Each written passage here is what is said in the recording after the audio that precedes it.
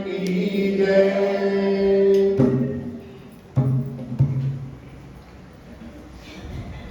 रामा रामा रटते रटते, रामा रामा रटते रटते, कीजिए उमरिया। रामा रामा रटते रटते, रामा रामा रटते रटते, कीजिए उमरिया। रघुकुल नंदन कब आओगे,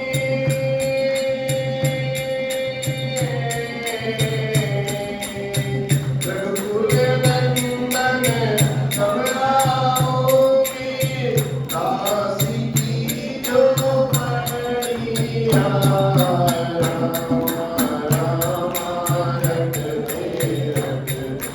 रामा रामा रटते रटते, कीजिए उमरिया।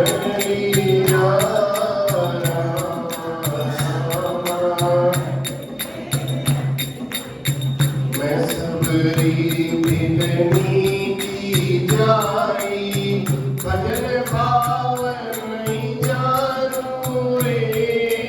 मैं सबरी बिगनी की जाई, भजन भाव नहीं जानू रे। राम तेरे दर्शन के कारण मन में जीवन पालू रे। राम तेरे दर्शन के कारण मन में जीवन पालू रे। चरण कमल से निर्मल कर दो,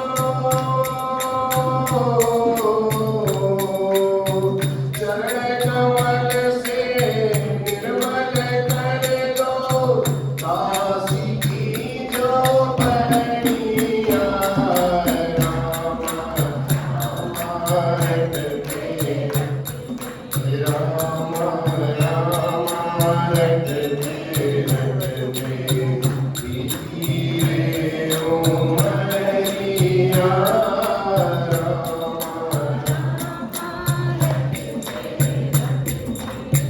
रोज सवेरे मन में जाकर कर लाऊंगी, रोज सवेरे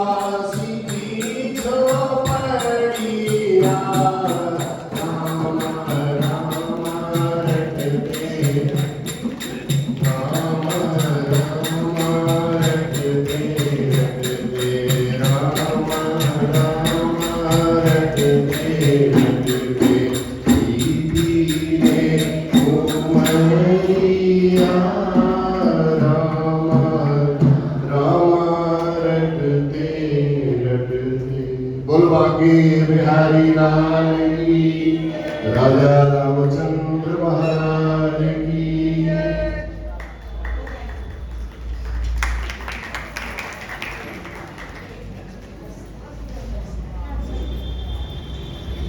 भजन सुंदर नहीं है, आप लोग सुंदर हो, आप लोग अच्छे हो, इसलिए भजन सुंदर हो जाता है। सुनने वाले की भावना अच्छी होती है तो भजन अपने आप सुंदर हो जाता है।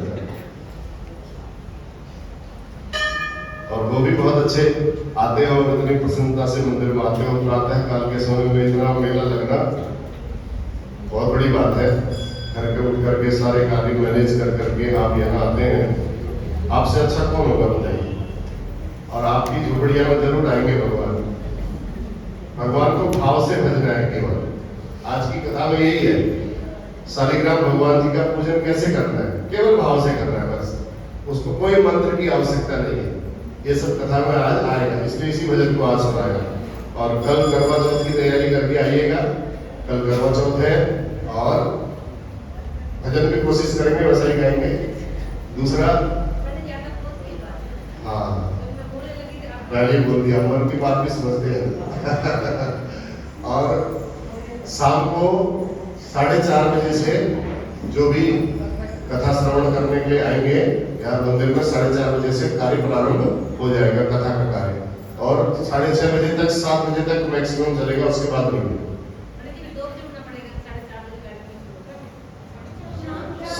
सुबह तो सूरज शाम की सुबह तो जो कथा होगी अपने समय से ही होगी, सस्पेंस मत करो। सुबह जो कथा होगी वो अपने समय से ही होगी। शाम को जो आपको करवा चौथ की कथा सुननी है तो वो आप 4:30 बजे से मंदिर में आ सकते हैं। बोलो के बिहारी लाल की। बरहा पीडम नटवर वपुः कर्णयोर कर्णिकारं बिभ्रद्वासा कनककपिशं वैजयन्तीं च मालां रन्ध्रान् वेणोरथरसुधया पूरयन् गोपवृन्दैः वृन्दारण्यं स्वपदरमणं प्राविशत् गीतकीर्तिः।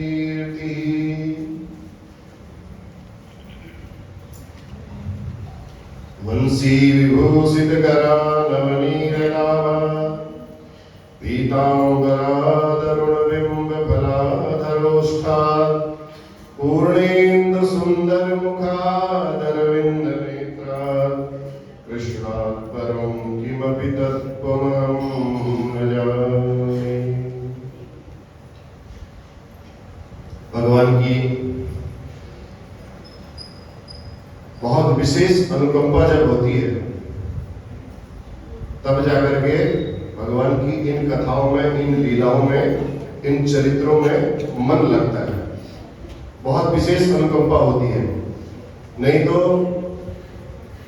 वार्तालाप हम घर पे भी जाकर करते हैं, कहीं और जगह मिल जाते हैं वहां भी करते हैं, लेकिन मंदिर ही एक ऐसा प्रांगण है जहां भगवान की कथा श्रवण करने का हमें मौका मिलता है। तो इस मौके को हमने गंवाना भी नहीं है, कैच करके ले लेना है बिल्कुल तुरंत। और इतने समय से आप लोग श्रवण करते करते आ रहे हो तो अब भगवान से प्रार्थना करो, प्रभु एक बार आप दर्शन हमें भी दो। आप हमारी झोपड़िया में आपके दर्शन भी होने चाहिए, हमारी झोपड़ी में आप भी आओ। तो प्रभु को आप आमंत्रण दोगे, निमंत्रण दोगे तो प्रभु जरूर किसी न किसी रूप में आपके घर में पधारेंगे। सबरी को भी अपने गुरु पर बड़ा विश्वास था। सबरी को उनके गुरु जी ने बोला था कि जरूर तेरे यहाँ एक दिन भगवान जी आएंगे। बस उसी बात को पकड़ करके पूरी जिंदगी निकाली और भगवान को रास्ता बदल करके सबरी के यहाँ जाना पड़ा। तो इसलिए आप लोग इतने भाग्यशाली हैं जो यहाँ इस प्रांगण में आकर के भगवान के इन सब साक्षात विग्रहों के सामने में बैठ करके भगवान की दिव्य लीलाओं का श्रवण करते हैं। तो ये सबसे बड़ा सौभाग्य है। ब्रह्मा जी और नारद जी के बीच में संवाद चल रहा है। नारद जी कहने लगे, हे प्रभु, देव देवेश देवा देवतार्चन उत्तमं तत्सर्वं श्रोतुमिच्छामि ब्रूहि मे पुरुषोत्तमो। हे प्रभु, हे ब्रह्मा जी, कौन से देवता का पूजन श्रेष्ठ बताया गया है, इसके बारे में हमें थोड़ा सा विस्तार से आप बताइए। तब ब्रह्मा जी कहते हैं, गंडकी नदी में, उसी के गंडकी नदी के उत्तरी तट पर और गिरिराज जी के दक्षिण की ओर 10 योजन विस्तार वाला एक पृथ्वी का महाक्षेत्र है। वहां शालिग्राम भगवान स्वयं उत्पन्न होते हैं। श्री कृष्ण की भूमि द्वारका और जहां इन दोनों का संगम होता है वहां पर सर्वत्र मुक्ति मिलती है, महाक्षेत्र है। और वहां पर स्नान करने से वहां पर केवल आपका वहां विश्राम करना समझ लो, आपका वहां जाना समझ लो, उस भूमि पर पधारने से सर्वत्र मुक्ति की प्राप्ति हो जाती है। जहां पर शालिग्राम शिला होती है आरंभ से लेकर के सभी पापों का नाश वहां पर हो जाता है। शालिग्राम शिला के दर्शन करने मात्र से, और जो शालिग्राम शिला पर जल चढ़ाते हैं, स्नान कराते हैं, उसके बाद जो जल का छींटा लगाते हैं, वो जल का छींटा लगने मात्र से कल भी बताया था और आज तो मंत्र भी आ गया, सर्वम पापम व्यपोहति, सब पाप को नष्ट कर देता है। शंख मध्ये स्थितम तोयम भ्रामयेत केशवोपरि अंगलग्नम मनुष्याणाम सर्वम पापम व्यपोहति, सब प्रकार के पाप को नष्ट कर देता है। भगवान विष्णु का चरणोदक, उसका पान करने से आदि व्याधि सब प्रकार के रोगों का निवारण भी हो जाता है।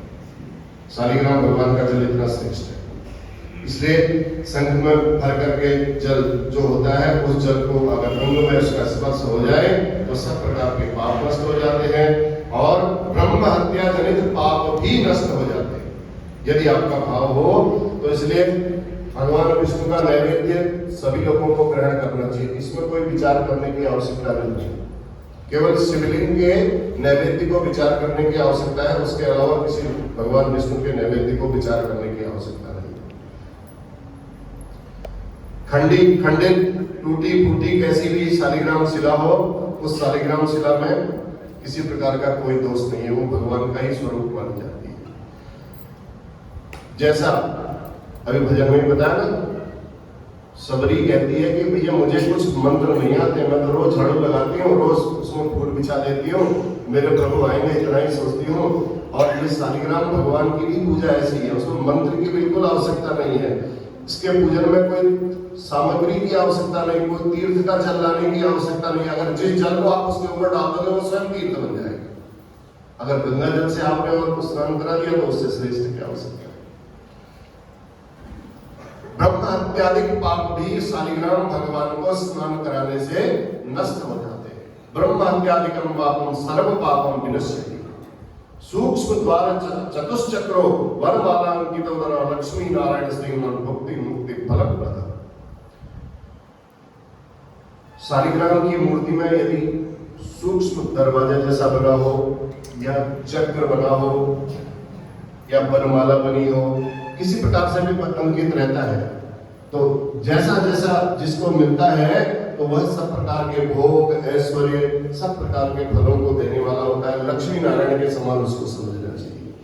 यदि शालिग्राम शिला में एक चक्र हो तो सुदर्शन का रूप मान करके चलना चाहिए, 2 चक्र हो तो नारायण का, 3 हो तो अच्युत, और 4 चक्र हो तो जनार्दन भगवान का उसका नाम लेना चाहिए। 5 चक्र वाली को वासुदेव, 6 चक्र वाली प्रद्युम्न और 7 चक्रों वाली संकर्षण, 8 वाली तो श्रेष्ठ कही जाती है पुरुषोत्तम, जिसमें 8 चक्र हो, और 9 चक्र वाली नवव्यूह वाली 10 और नवव्यूह वाली कही जाती है, और जिसमें 10 चक्र हो उसको भगवान का दशावतार माना जाता है। ऐसे उनके दर्शन करने मात्र से, उस शालिग्राम शिला के दर्शन करने, केवल स्पर्श करने मात्र से सब प्रकार के कष्टों का निवारण हो जाता है। इसमें कोई गुरु मंत्र की आवश्यकता नहीं है, कोई वेद मंत्र की आवश्यकता नहीं है, कोई भी किसी प्रकार के विधि की आवश्यकता नहीं है। जैसा आपको आता है उल्टा सीधा आपको आता है। भगवान जी को पहले स्नान करा दो, स्नान कराने के बाद पहले चाहे उसमें चावल को जौ चढ़ाओ, चाहे उसमें फूल चढ़ाओ, चाहे तिलक बाद में लगाओ, भगवान बिल्कुल आपसे अप्रसन्न होने वाले नहीं, प्रसन्न रहेंगे। इसमें कोई विधि उपचार की आवश्यकता नहीं। शंख के जल से यदि स्नान कराया जाए तो श्रेष्ठ। जो व्यक्ति वीणा और वेणु की ध्वनि के साथ स्नान कराने के बाद गीत गायन करता है, भगवान जी का भजन करता है, हरे राम राम राम राम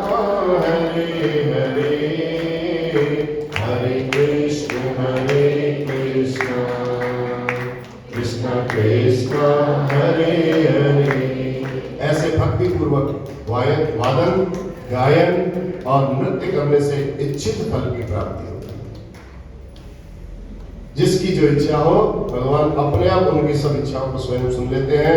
और हरि भगवान के मंदिर में जाकर के धूप दीप ये सब करने से सब प्रकार के नरकों से मुक्ति प्राप्त होती है। प्रज्वलित बत्तियों वाले दीपक से, घी के दीपक से भगवान केशव की जो आरती करते हैं उनमें वैकुंठ की प्राप्ति होती है। किसी मंत्र और क्रिया से रहित केवल भक्ति पूर्वक स्मरण भी करो, खाली भी कोई भी दिया जला करके आप करते हैं, उससे भी सब प्रकार के फलों की प्राप्ति भगवान को होती है। इसलिए कार्तिक मास में भगवान विष्णु के मंदिर में जाना चाहिए, मार्जन करना चाहिए, सफाई करनी चाहिए और अंत में जाकर के भगवान जी की प्रदक्षिणा करते हुए, प्रसाद लेते हुए, चाय पीते हुए फिर घर को जाना चाहिए। बोल बांके बिहारी लाल की। ऐसा करने से अश्वमेध यज्ञ के फल की भी प्राप्ति होती है। चलिए, जय जय नारायण नारायण हरि हरि, जय नारायण नारायण हरि हरि। तेरी लीला सबसे न्यारी न्यारी हरि हरि, तेरी लीला सबसे न्यारी न्यारी हरि हरि। जय जय नारायण नारायण हरि हरि, जय नारायण नारायण हरि हरि, श्रीमन्नारायण नारायण हरि। श्री भागवत भगवान की है आरती, पापियों के पाप से है तारती। श्री भागवत भगवान की है आरती, पापियों को पाप से है तारती। ये अमर ग्रंथ ये मुक्ति पंथ ये पंचम वेद निराला, नव ज्योति जगाने वाला। ये अमर ग्रंथ ये मुक्ति पंथ ये पंचम वेद निराला, नव ज्योति जगाने वाला। हरि नाम यही, हरि नाम यही, हरि नाम यही, हरि नाम यही, यही जग मंगल आरती। पापियों को पाप से है तारती। श्री भागवत भगवान की है आरती, पापियों को पाप से है तारती।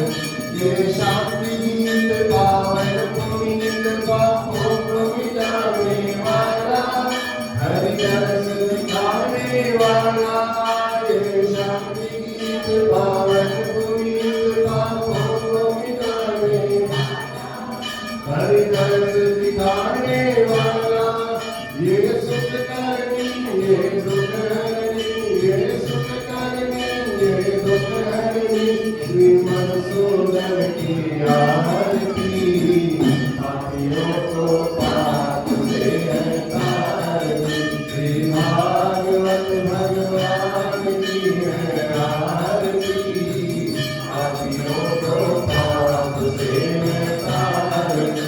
ये मधुर बोल जग बंद खोल, सन्मार्ग दिखाने वाला, बिगड़ी को बनाने वाला। ये मधुर बोल जग बंद खोल, सन्मार्ग दिखाने वाला, बिगड़ी को बनाने वाला। श्री राम यही, घनश्याम यही, घनश्याम यही, प्रभु की महिमा की आरती। पापियों को पाप से है तारती। श्री भागवत भगवान की है आरती, पापियों को पाप से है तारती। कर्पूरगौरम करुणावतारम, संसार सारम भुजगेन्द्रहारम, सदा वसन्तं हृदयारविन्दे। भवं भवानी सेवं नमामि, त्वमेव माता सखा त्वमेव, त्वमेव बन्धुश्च त्वमेव, त्वमेव विद्या जगतं त्वमेव, त्वमेव सर्वं मम देव देव। बोलो गणपति भगवान की, उमा महेश्वर भगवान की। अर्धनारी ईश्वर भगवान की, जगत जननी जगदम्बे माता की, लक्ष्मी नारायण भगवान की, राजा रामचंद्र महाराज की, बाकी बिहारी लाल की, तुलसा मैया की, शालिग्राम भगवान की, धर्म की, अधर्म का, प्राणियों में विश्व का, गौ माता की, गंगा मैया की, भारत माता की, नमः पार्वती पतये, हर हर हर महादेव।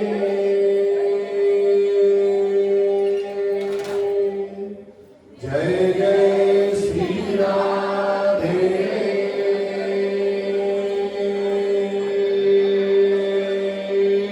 श्याम।